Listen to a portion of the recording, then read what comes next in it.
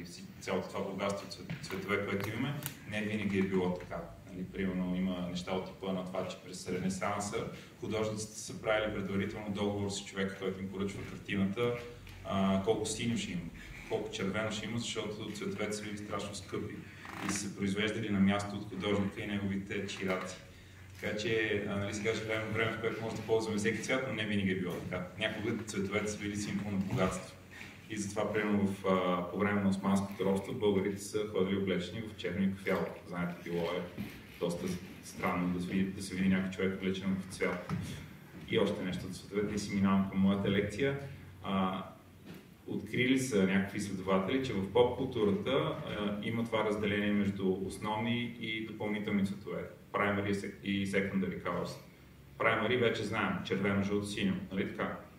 И secondary са зелено, оранжево или лаво. Така.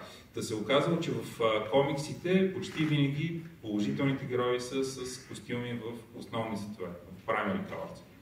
Например, Супермен. Нали, Супермен е червено, синьо, жълто. И всички лоши герои или такива по-конфликтни герои са в secondary colors. Например, Джокер. Джокер е с зелен костюм и с лилава риз и с оранжево цвет. Хълк, който също е такъв герой, е зелен с, мисля, лилави панталони, май бях. Нали? Така че има нещо в цветовете, така по-завъртяно. Добре, аз за друго ще говоря. Ще говоря за букви и за шрифтове. Не знам какво ви е нивото, дали ви е интересно. Това надявам се да ви бъде интересно. Така ще става дума за това как да възстановяваме стари шрифтове и как те ни вършат работа в нашия 21 век, където всичко е много модерно. Преди да почна на самата лекция, искам да ви кажа, че всъщност в СОКИ, в студентско общество за компютърно изкуство, съм работил, това ми е била първата работа, когато бях 11 клас. И това е Photoshop 3.0, на който работехме тогава. Всъщност беше голяма революция, че в Photoshop има леери. Не знам дали може да си представите какво беше. И също интернет вкъщи нямаше. За да имаш интернет, ходеше някъде, където има интернет. И няма телефони. Няма само компютри и кабели. И още нямаше. Имаше от БТК до СОКИ, тук беше пуснат един кабел. Извинявай, ти говориш за тук, защото аз вкъщи така го правихме, нали? Тогава нямаше още и дори модеми. Говорим за 95-96. Нали, пускаш сайта, отиваш да пиеш кафе, след 10 минути си е заредил. Горе-долу това беше положението. Тук съм научил страшно много и много се радвам, че пак съм тук след толкова много години. Добре, и като говорихме за светлина и тъмнина, тук малко философски ще го дам като увод към това, за което ще говоря. Винаги съм смятал, че човечеството се бори срещу хаоса и хаосът винаги е бил олицетворяван от тъмнината. Светлината не е просто светлината, която виждаме, но ние използваме като метафора за познание. Казваме напред науката е Слънце, защото Слънцето е светлината. Това е важното нещо. И в този смисъл буквите са много интересни, защото от една страна те ни дават това цялото знание, тази светлина, за която говорим. От друга страна, самите те като графични знаци представляват редуване на тъмнина и светлина. Ако се замислите, нали, всяка буква представлява черни чертички върху бял фон. Няма по-проста игра на светлината от черното и бялото. Затова казваме, това е написано черно на бяло. Сега да видим как възстановяваме стари шрифтове и защо го правим. Термина е на английски е font revival. На български го наричаме дигитално възстановяване. Това означава възраждане на шрифт, създаден в преддигиталната епоха с помощта на модерни типографски технологии с изследователска или комерциална цел. Крайният резултат най-често е компютърен наборен шрифт. Мисля, че разбирате какво означава. Наборен шрифт наричаме шрифт, който сме си инсталирали на компютъра и можем да пишем с него. Сега е така, но не винаги е било така. Не винаги е имало компютри и някога шрифтовете се правили по друг начин и всъщност ние сме счупили тази връзка между тези шрифтове, тези, които са в дясно, и това, което има в момента на компютрите. И всъщност въпросът е как да възстановим връзката между старите шрифтове и компютрите, как да можем да пишем с тези букви на модерен компютър. Защо ни трябва да го правим това? Тук отново така по-генерално ще говоря. България е държава, и ние се гордеем много с това, че всъщност сме родина на кирилицата. Кирилицата е създадена по нашите земи преди много векове. но в последствие не сме направили чак толкова много за нея. Също сме изостанали страшно много, заради това, че сме били част от Османската империя, заради различни исторически събития. Всъщност ние имаме да наваксваме много по отношение на типографията и шрифтовете спрямо от Западна Европа. Нали? Защото Западна Европа още от 14 век, 15 век нататък, заради пресата на Гутенберг, се развиват много нещата и в момента знаете колко имаме да наваксваме, докато стигнем там, където е Западна. Буквите са навсякъде около нас, всъщност ние не се замисляме, но графичният дизайн е преди всичко работа с текст. Всъщност всичко, което виждаме около нас, цялото това боравене с информация е възможно, защото използваме букви. И буквите са нещо, с което сме свикнали. Нали, в този си вид, с малки разлики, нали, дали ще е по-дебела, дали ще е по-тънка буквата, но ние в този вид използваме вече от няколко хилядолетия тези букви. Ние сме свикнали с тях и те са част от живота ни. Тук съм дал нали, примери от новинарски емисии, опаковки, сайтове. Въпросът е, че шрифтовете ни омръзват. Нали, човешкото съзнание много лесно се оттекчава. И в наше време още по-лесно се оттекчаваме с цялото това бомбардиране с информация. И всъщност използването на едни и същи шрифтове много бързо омръзва. Затова и никой не си държи само стандартните шрифтове на Windows. Нали? Винаги гледаш да имаш още някакви шрифтове или на Mac. Всъщност въпросът е как създаваме нови шрифтове. И истината е, че когато ние създаваме нови шрифтове, най-често правим ремикс на нещо вече съществуващо. Тук много ви препоръчвам да гледате този клип в YouTube. Не знам дали сте го гледали. Everything is a Remix. Да, не? Не. Това е най-хубавото нещо, което може да гледате в YouTube, според мен. 1 час изследване на тема как се появяват идеите и как всъщност всичко е базирано на нещо друго, като са разкостени някои от най-големите произведения от типа на Властелина на пръстените и Star Wars. И се оказва, че всеки кадър в тях, всяка идея в тях се базира на нещо, което е съществувало преди това. И нали, цялата идея е, че всъщност когато създаваш нещо ново, стъпваш на нещо старо. И това е смисъла на всъщност на това, което правим с шрифтовете, че винаги се обръщаме към миналото, за да създадем нещо ново. Ето сега тук е една история на един тип шрифтове, които сме свикнали с тях и ги имаме в нашото всекидневие, но всъщност са много по-стари. Знаете ли разликата между сериф и сан сериф? Добре. Радвам се, колега, радвам се, че я знаете. В серифните шрифтове има едно подразделение, което се нарича слаб сериф. Това може би вече не го знаете. Разликата между обикновен сериф и слаб сериф е в дебелината на серифите. Той се казва слаб, но всъщност това е английското слаб и означава дебело. Супер, окей. Така. Виждате ли колко са дебели тия серифи? Това се нарича слаб сериф. Когато шрифта завърши след толкова дебели букви. Нали? Защото стандартните серифни шрифтове са много по-тънки. Ако си представите Times New Roman, примерно, то е много по-тънък. Слаб сериф шрифтовете имат едно друго име, което е още по-неизвестно, но се използвало така доста стабилно през 70-те и 80-те. То е египтиени. Така. Египтиените, защо се казват египтиени? Това ще ви разкажа. По времето на Наполеон, по време на неговата кампания в Египет, всъщност се появява модата по всичко египетско. Възстановява се тази... Нали, в цяла Европа е било страшно модерно тибетите ти да имат египетски картинки. Да имаш собствена мумия. Нали, хората си купували мумии, носили си мумии от Египет. И това е всъщност времето, когато един от инженерите в армията на Наполеон успява да разчете египетските иероглифи. Има един камък, който се нарича Розетски камък, на който един и същи напис е бил написан на няколко различни езика. Един от които е бил въпросните египетски иероглифи. Никой не е знал как да ги чете. Обаче същия напис отдолу го имало на гръцки.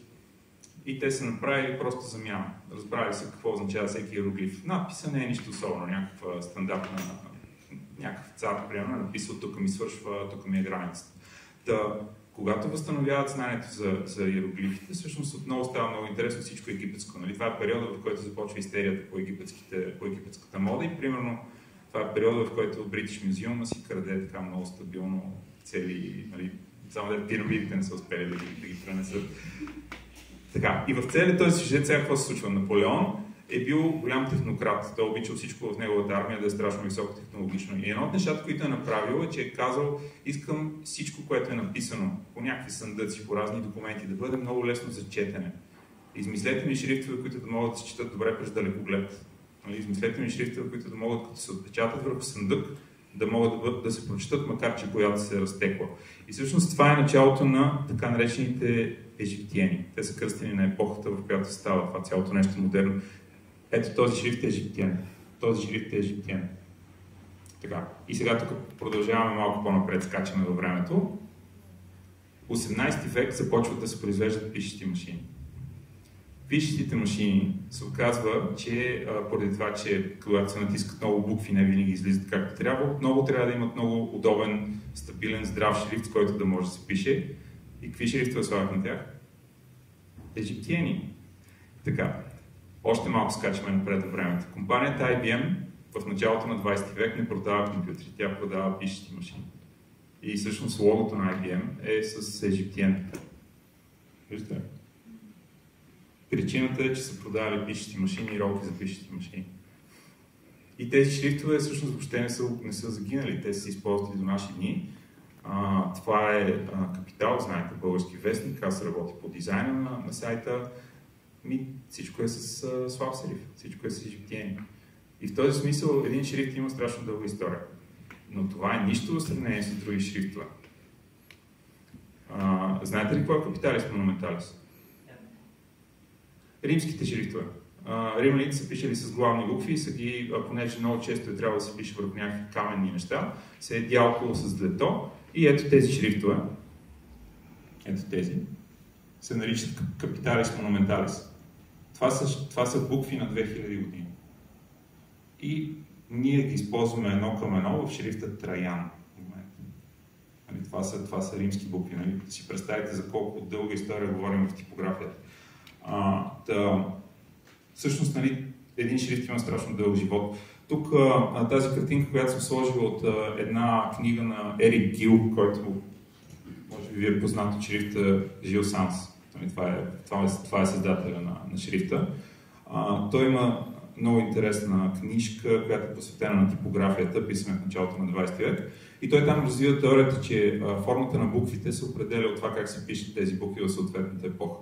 Тоест, по време на Римската империя най-често надписите са били върху камъни, затова това е формата, защото това е било най-удобно за длетото.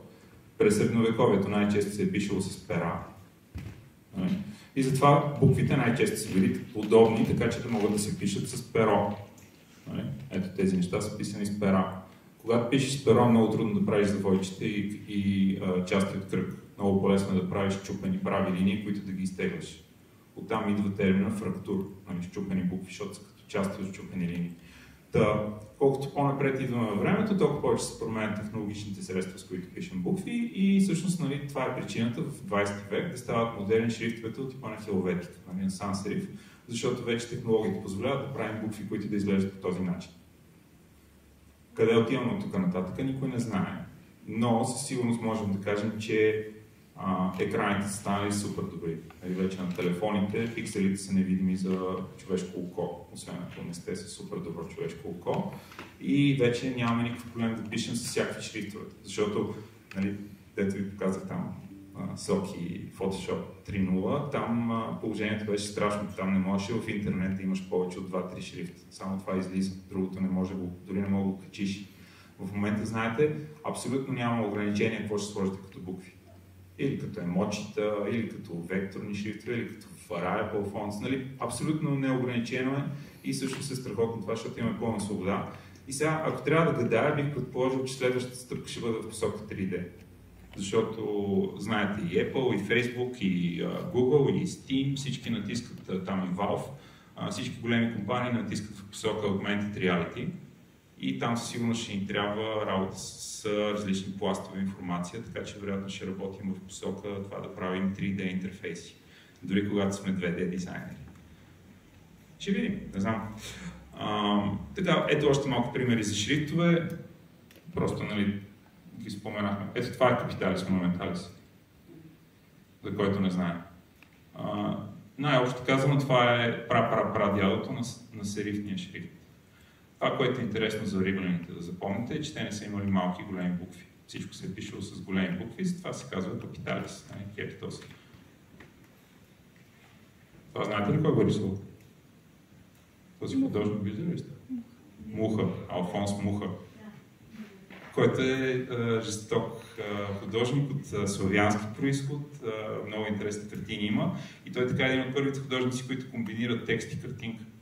Всъщност това е началото на, да речем, на съвременния графичен дизайн, дето още не се е казвал графичен дизайн, но това е някъде по негово време. През 19 век започва да се говори така за реклама.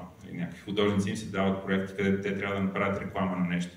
И всъщност той прави първите реклами на шампанското Moet. Това му е, още по негово време Moet е било много, много премиум. Добре. Това отдясно е картинка, която показва как се печатат букви върху хартия. Няма нищо специално, нали? Освен че буквите са огледални.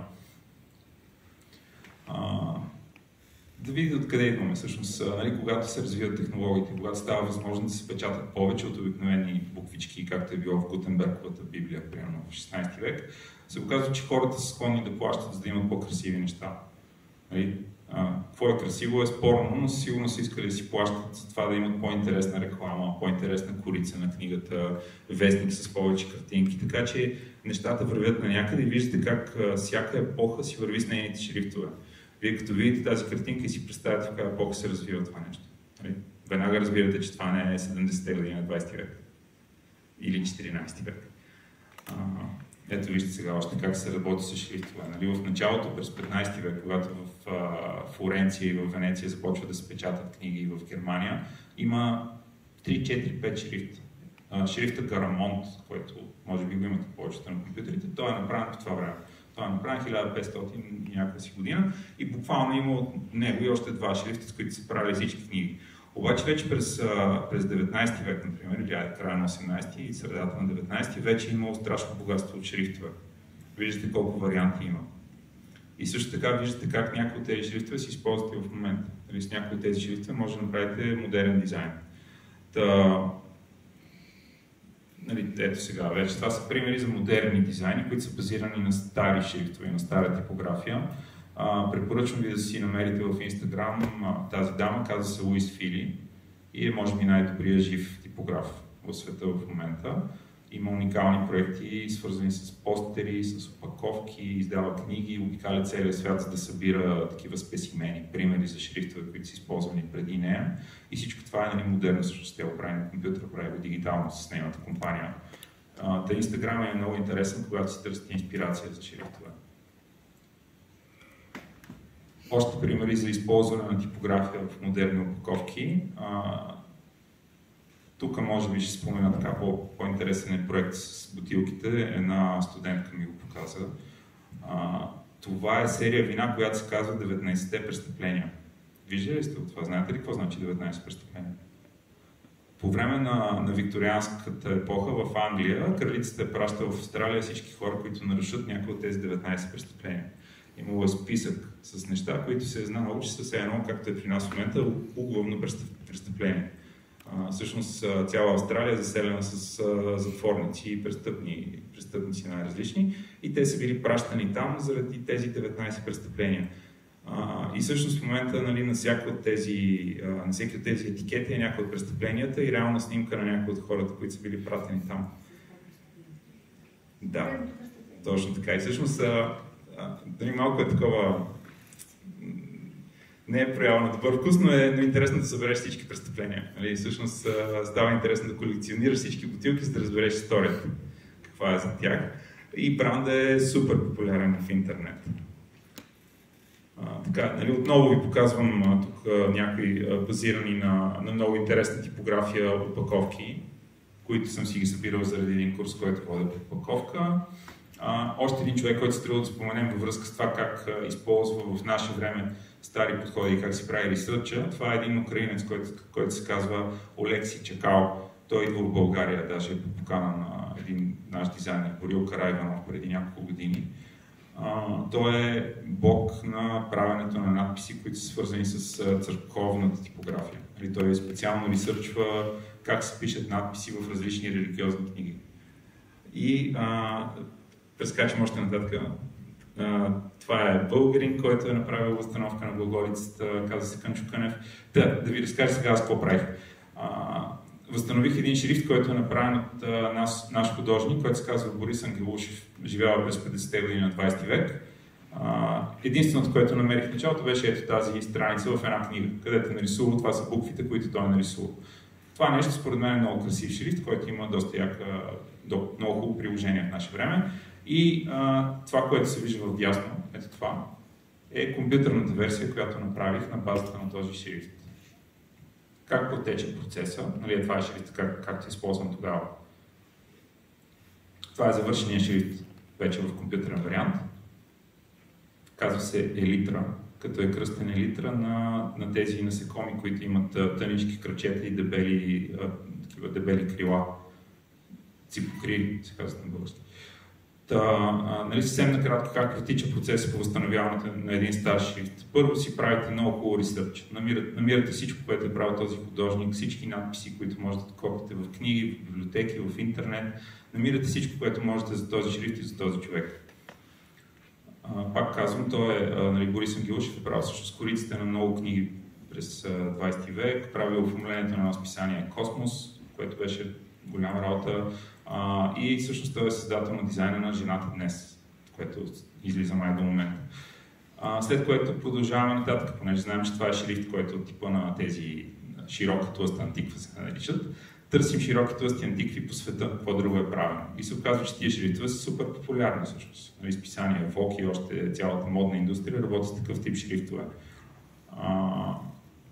Рисуване, сравняване с подобни шрифтове. Нали, ето, примерно, буквата А в моя шрифт, как изглежда в различни други шрифтове. В Бодони, в Казимир, в различни шрифтове от този тип. За всяка буква се прави същото нещо. Това са около 200-300 букви някъде. В случая използвах един много хубав пългин за илюстратор, който се казва FontSelf. Струва само $50, което е много по-добре от $500, колкото струва истинска програма за правене на шрифтове отделна. И това нещо ви позволява да си експортнете накрая, да докарате до файл, който може да се използва като шрифт за всяка друга програма. И сега да видите как съм го използвал накратко. Първото нещо, което направих, беше, след като вече го бях гледал много часове този шрифт, реших да видя дали не мога да направя нещо по-арт с него и направих тези сериграфии. Това са такива лимитирани бройки и картинки, които са ръчно отпечатани. Като са наслагани винаги едно насекомо, нали, шрифт се казва елитър с различни букви. И специалното е, че всяка картинка става различна от другите. Нали, няма две еднакви картинки, малко като NFT-тите стават. Така, друго нещо, което е примерно направено с този шрифт, това е визуалната идентичност на един подкаст за готвене, за кулинария. Като тук има рецепти, има снимки, има сторита в Instagram, всичко е базирано на този шрифт, виждате го.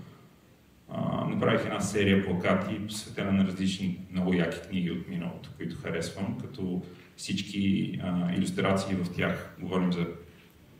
Нищо не се вижда, но може да ги видите, имам ги на сайта. Всички илюстрации са базирани на букви. Нали, примерно това е око на котка, което всъщност представлява буквата О, и това е окото на котката, която е от Майстор и Маргарита. Нали, на този принцип всеки плакат има история. Имаше един брой на студентското списание, което беше с един от плакатите на тази книга. Някои хора си ги поръчаха и си ги сложиха в офиса. И нали, понеже един шрифт е голяма работа, накратко да ви кажа, когато се прави шрифтове, се прави българска и руска кирилица. Или това са две различни форми на буквите, които е добре да имате предвид. Вляво е българската, вдясно е руската, традиционната. Ние се борим да правим повече български шрифтове, защото сме в България. Може би е добре да наричаме модерна кирилица, за да може да използват и други държави, освен България, например Македония или, например, Монголия. Друго нещо, което искам да поработя, е да направя варианти на шрифти, които да изглеждат добре и в малък и в голям размер. Нали? Защото проблемът е, че когато са много тънки някои от чертите на буквите, когато се смалят, тези черти изчезват. И затова се правят обикновено две версии на шрифта. Една, която е за заглавие, една, която е за по-малки букви. Разбира се, курсив. Като за курсива специалното е, че формите на курсива нямат нищо общо с редовните букви. Също те си абсолютно отделна история. Не е просто да вземете една буква и да я наклоните на някакви градуси. Всяка буква е всъщност наново. И другото, което е много интересно, са така наречените декоративни алтернативи на буквите, където правите такива заигравки. Нали, примерно може някоя буква да излиза, да продължава или да се връща надолу. И ето тези неща, те се наричат лигатури, като идеята е, че букви, които са красиви една от друга, могат да се направят в нов знак, нали, който е един общ знак, който ги обединява двете букви и взема по-малко място, както са тези в оранжево. Ето така изглежда шрифта завършен. И това е. Благодаря ви.